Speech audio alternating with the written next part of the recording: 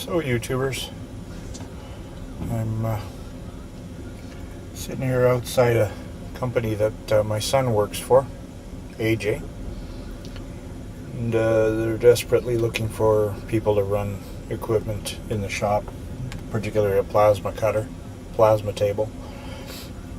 So I brought Kyle down. Kyle's been sitting on his ass and not sure what he wants. Typical of a 20-year-old. It's at that age, especially males. I don't think there's too many that know what the hell we want to do with our lives. So I brought Kyle down and he's just in the building now and gonna take a quick look at what the machine is. It's the machine AJ ran a few months ago, but then they got a new CNC operated machine that AJ runs. So you're gonna check it out. Maybe he'll have a job.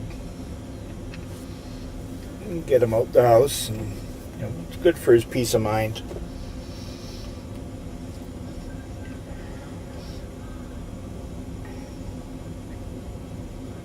Didn't get AJ's car done. We still have the lower control arm bushing to repair or replace. We worked on the car till after midnight last night, and AJ starts work at 6, and he had a half-hour drive. Had a half-hour drive home from our place to his place. So by the time he got home and everything, it'd be 1 o'clock in bed, 1:30, and get up at 4:30. So I bet you he's a little bit tired today. And tonight we've got Vivian's first grade Christmas concert, and then tomorrow night is Taylor's first grade Christmas concert. So looking forward to that. Those kids' Christmas concerts are always fun to watch, aren't they? It's just the youngest ones are the most enjoyable for me, when they're so young that they just they don't have a clue what they're doing, and they go out there and they're so busy trying to find mom and dad and waving, and that just makes it priceless. It's the innocence of youth that everybody should remember. Whenever you're in conflict or confrontation with somebody, just think about the way it was with a kid. As kids, you got mad at your friend, you slugged him in the arm, or threw his toy car across the road or something, and they'd cry, and an hour later again you're playing with them again. So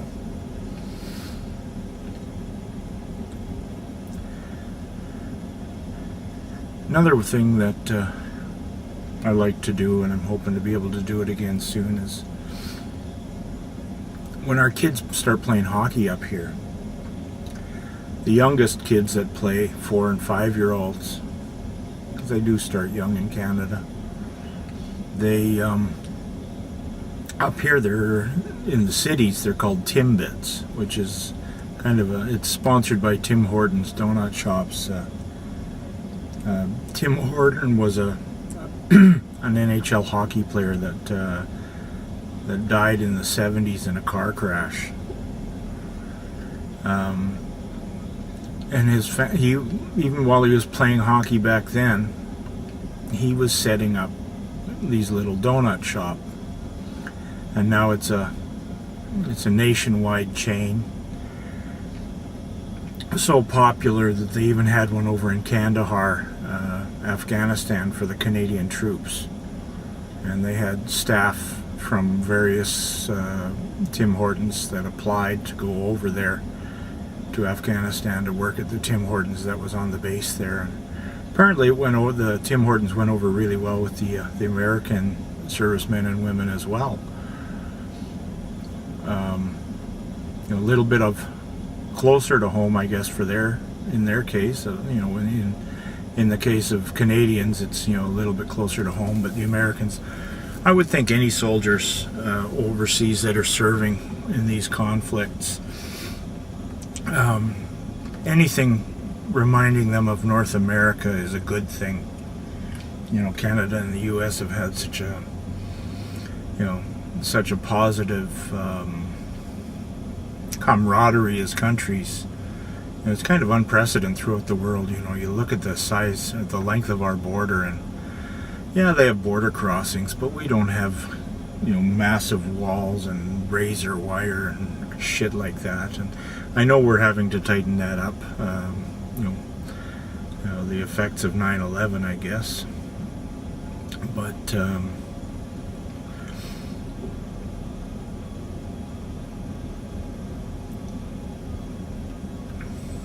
my brain just went.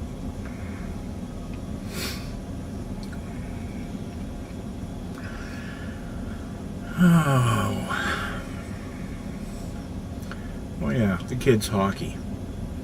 How about that? What a recovery. It's called Timbits in the city, and out here in the rural areas they're usually called squirts. And watching them, the first kids for their first year of hockey, or even the first year of soccer or things like that, it's always fun to watch because you just see this whole horde of kids, all of them chasing the puck across this way, and then the puck goes somewhere else and they all chase it the other way, and they're falling over each other, and coming over to the side and waving and saying hi to mom and dad, and meanwhile the play is going past them, and it's just priceless to watch. If we could only solve conflicts using 4 and 5 and 6-year-old sporting events. Just think, you go out, okay, whoever wins the game here wins the battle, and meanwhile the way the battles work out is the way it works out in squirts and timbits. They don't keep score. They go out and play. The object is to go out and have fun and skate around and hit the puck, and they don't keep score. They don't care if they win or lose.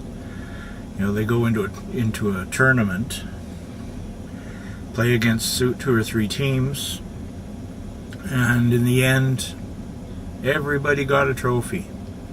And the trophy was, they participated in something, and gives the kids a good sense of well-being. There's plenty of time to be competitive when you become an adult. You don't need that crap when you're a kid, even once they get around 7, 8, 9, they start winning, bigger trophies for first than second, and bigger trophies for second than third. And if you finish less than third, you get nothing. They don't really need that. The object is to go out and play a game and have fun. You don't get a trophy for winning a Monopoly game or something. But, the kids learn that you can't always win. But, you always have to learn to be a gracious winner.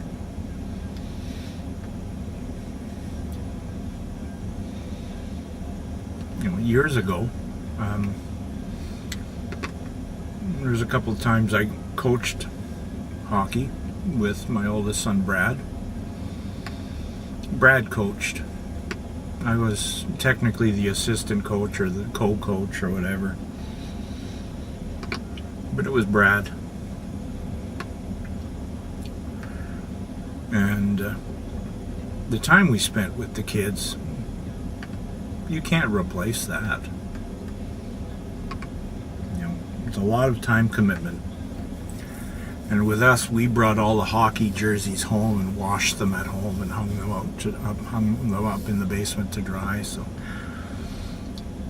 a lot of laundry for us, because they played once a week and we washed them regular just to make sure. And the main reason we washed them was that when people started washing uniforms, they would, Mother A would wash differently than Mother B or Mother C, and they would end up with, you'd take 3 uniforms and they'd be all different colors because they all use different different detergents, or washed in hot, cold, warm, hung them to dry. Some of them would put them in the dryer, which was just murder on hockey jerseys. So when my kids were playing, I always insisted on 3 things. First and foremost, have fun. Second, play fair.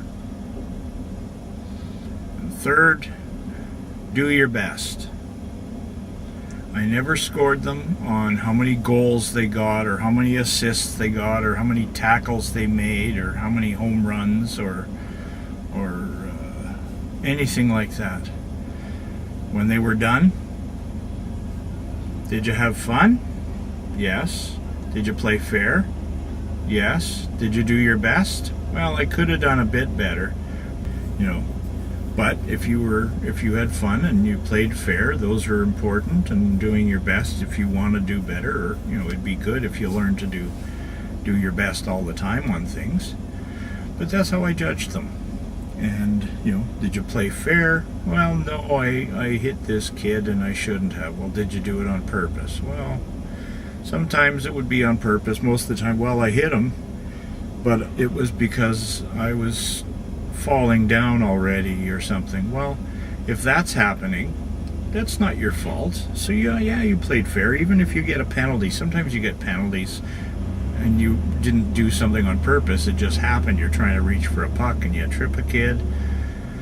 I said, that doesn't mean you didn't play fair, that you got a penalty. And that's the way I have always tried to raise my kids. Winning is great, don't get me wrong, but once you get into the workforce, you win, you lose, you draw, and it's competitive. You compete to get a job, you compete in your business where you're working, and to maintain your job, and it's just so much pressure on them. We don't need it. They don't need it. There's plenty of time in life to be competitive. Let the kids have fun. Just like Christmas morning, let them have fun. Let them open presents and make a mess of the paper, and watch the youngest ones playing with the cardboard boxes more than the toys. Those cardboard boxes, by the way, the big ones especially, they are dynamite to slide down hills on the snow. You can get really fast on that. Just good old cardboard. But if any of you in the southern states or anywhere else in the world ever have a chance to go into the snow belt somewhere, see if you can find a hill somewhere that has people tobogganing or sliding, whatever. Just try and find a place, and you know what? Take an hour out of your time. Go and have some fun. Go be a kid for an hour. You'll love it. It's a lot of fun. The only bad thing about all the sliding and tobogganing is the walk up a slippery hill, because nobody seems to want to keep one spot unpolished on the snow, so it's always slippery walking up. And when you're parents and you have your kids there, the kids don't want to walk up the hill. So parents, you might be able to ride if you have a bit long enough toboggan, but chances are you're going to run down the hill after the kids. And then when they get there, they sit on the toboggan and you pull up dead weight up the hill to the top, and you turn them around and you chase them back down the hill. The kids can slide for hours, the parents can't. The kids don't understand why the parents are tired, because they're not, and they've been going up and down the hill as much as the parents have. It's fun. This is just one of those Grandpa's garages where I'm just going to blab about everything. If Kyle can get on using the plasma cutter, and he's apprehensive about it, and I don't know why, but I don't know if he doesn't want to work with his brother or he doesn't want to work in a steel manufacturing, but this place treats AJ well. AJ loves it. They treat him really good. The boss will, quite often they'll bring, donuts or cookies in and put them on the table, and they've had barbecues. I'm sitting out front here, and there's a barbecue, and there's one of those golf ball toss games where you throw the golf balls that are tied together with some string, and they wrap around a couple of bars, and then you score points. It's kind of like horseshoes type idea, but it's using golf balls, and they're sitting actually right out in front of the building. Just talking to AJ's boss, the head of the company there, Kelly, and I just said hi and introduced myself, and boy, he sure speaks highly of AJ. No, I think he called him a gem. He's a real gem to have around here. AJ's always been like that, though. Very, very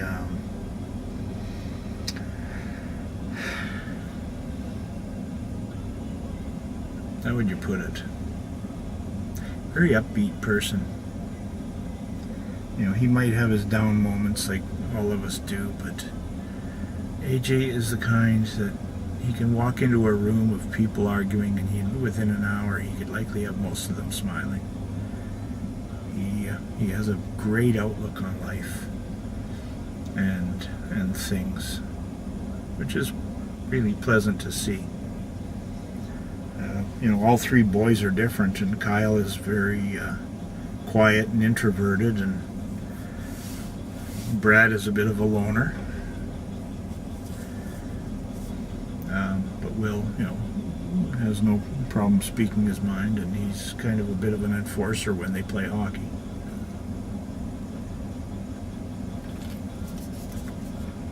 So,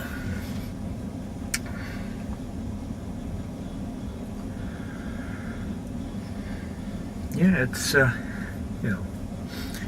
it's nice when your kids are doing well, and they tell you that they're doing well. But when you just have an unprovoked visit like I just had with his boss coming out and talking to me in the car, you always like to have your family doing well, whether it's your parents or your siblings. And you always want to see family prosper. He sure likes it here, and hearing good things about him is, makes a man proud. Anyway, I'm going to cut this shorter. I'm just going to keep talking. So I'll catch you in a bit. Coming tomorrow to Grampa's garage. Your mom will come in. Come on, Dad.